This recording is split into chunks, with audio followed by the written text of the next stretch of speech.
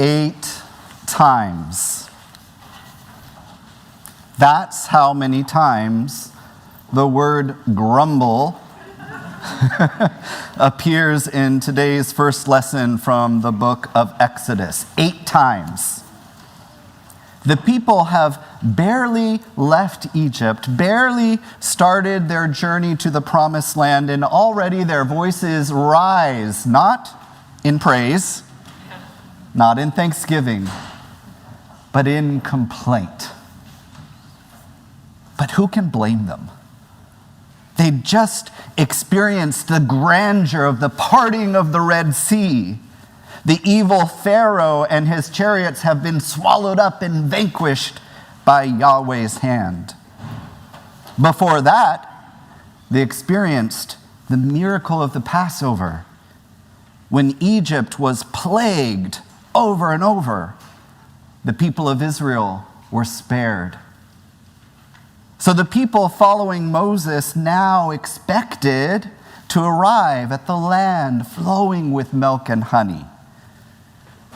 Instead, they got a vast, dry wilderness, an environment of acute risk and deep jeopardy, a place where food was scarce. So their grumbling is understandable. Their hunger was real. Their fear of what lay ahead was real. It's natural to grumble when the future looks bleak, when the promise that better days are coming feels like a cruel joke.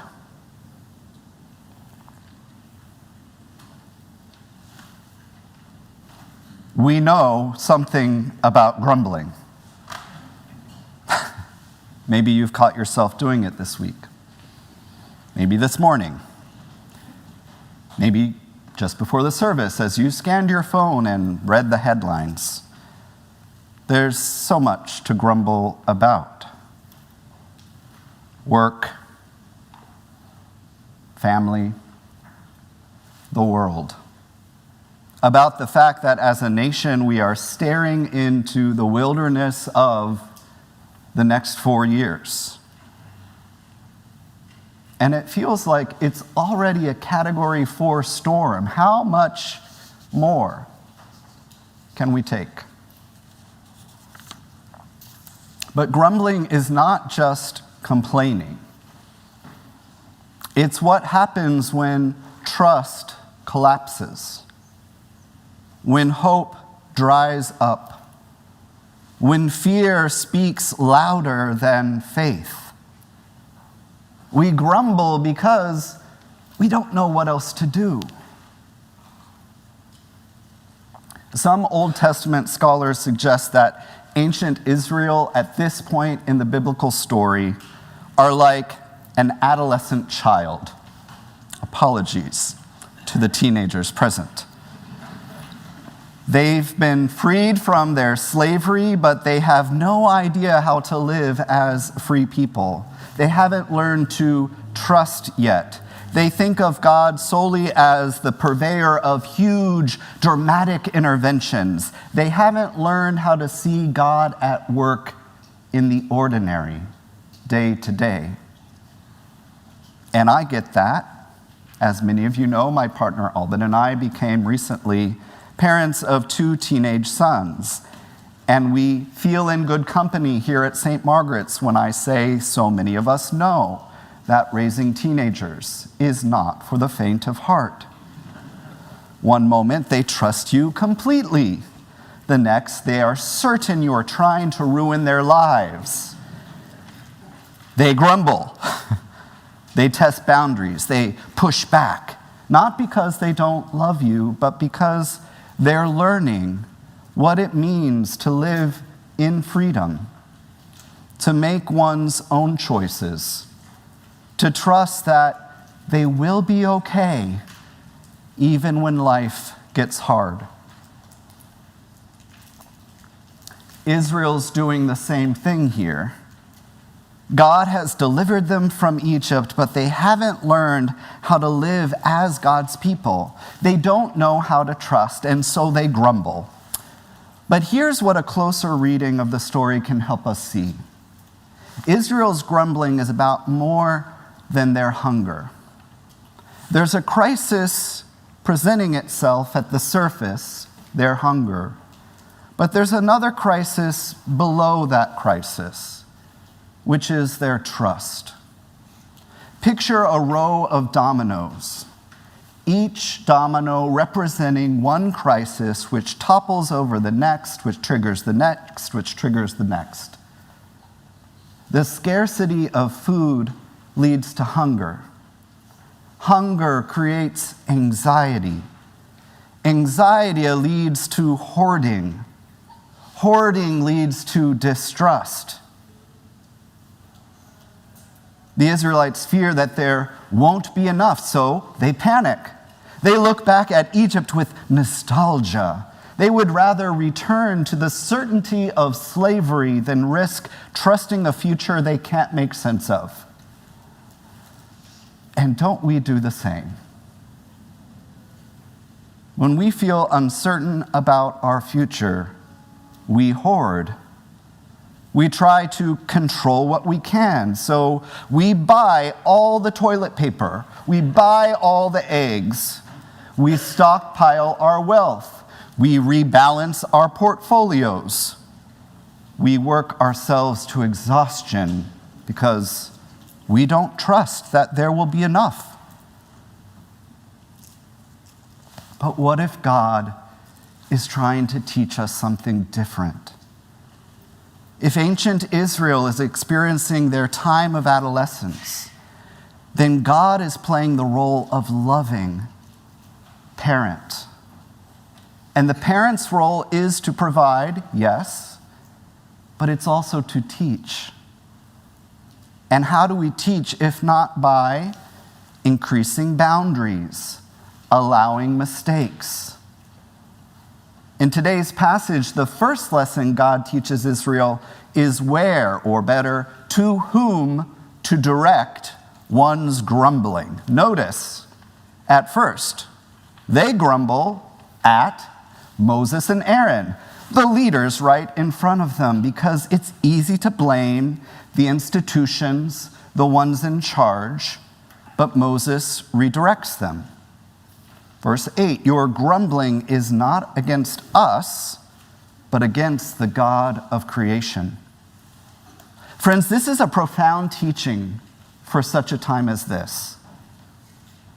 When we grumble at our leaders, we risk missing the real crisis, the crisis beneath the crisis, the question of whether we actually believe that God is still with us. How does Yahweh, the loving parent in this passage, respond? Not with punishment, but with provision. God sees past the crisis of their hunger and responds by meeting their needs and teaching them to trust. God says, I have heard the grumbling of the people, and you all shall be satisfied with bread. You all shall know that I am the Holy One, your God. So God provides manna, bread from heaven. But manna came with an instruction manual. Gather what you need for the day, no more, no less. Trust that there will be enough for tomorrow. On the sixth day, though, gather double the amount so that you can rest on the seventh day, the Sabbath. The manna is not just food, it's formation. It's trust school. And it's also about recognition. Can you see God at work in the ordinary? Or do we only see God in the big moments?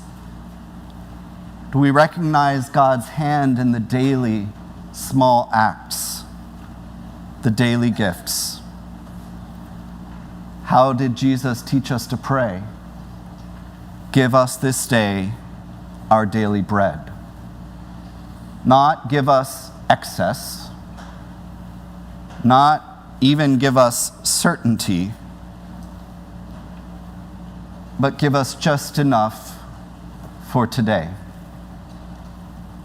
And here we begin to see that enough is not just about a personal spiritual lesson, it's actually a social and economic one too. There's a well-known Old Testament theologian that a lot of church nerds love, Walter Brueggemann. He's written so often about the wilderness being this place where Israel learns to dismantle the economy that they learned and internalized under Pharaoh's rule, that is, an economy of endless accumulation of wealth, of hoarding, of stealing, of coveting others. And in the wilderness, they learn that God's economy is about neighborliness.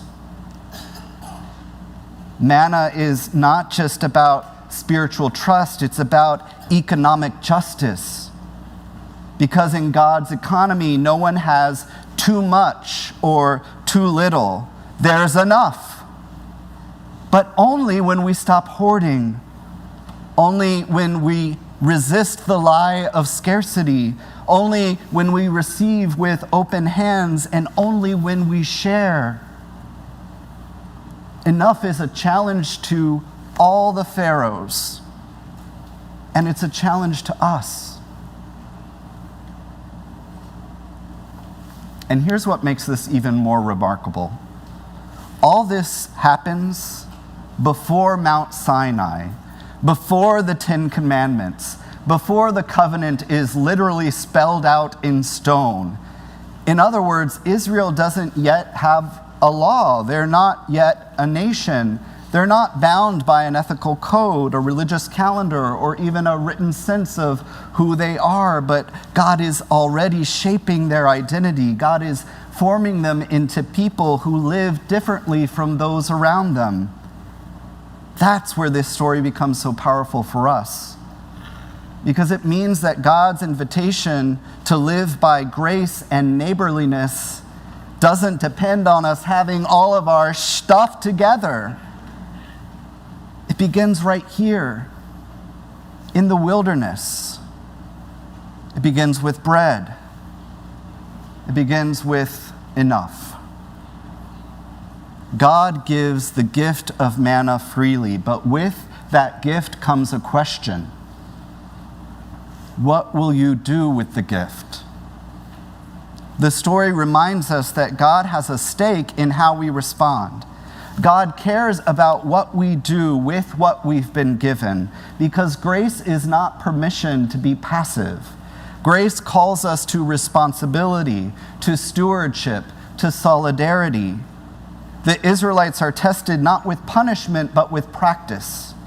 God gives them just enough and says, live as if you believe this is true. Resist the urge to take more. Trust that tomorrow will bring what you need. Rest when you're told to rest. Share what you have. Let enough be enough. And let Sabbath be a sign of that enough.